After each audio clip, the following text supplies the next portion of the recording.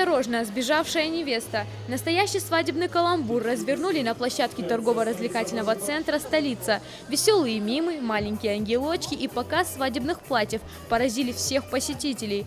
Флешмоб был одним из 4 этапов акции «Сбежавшая невеста». На первых этапах проводилось голосование. Девушку-победителя объявят на заключительном, 4-м этапе. Данная акция направлена в первую очередь подарить праздник жителям республики максимальный, показать, как можно организовывать мероприятия быстро, да, то есть какие представлены услуги на рынке, то есть максимально это все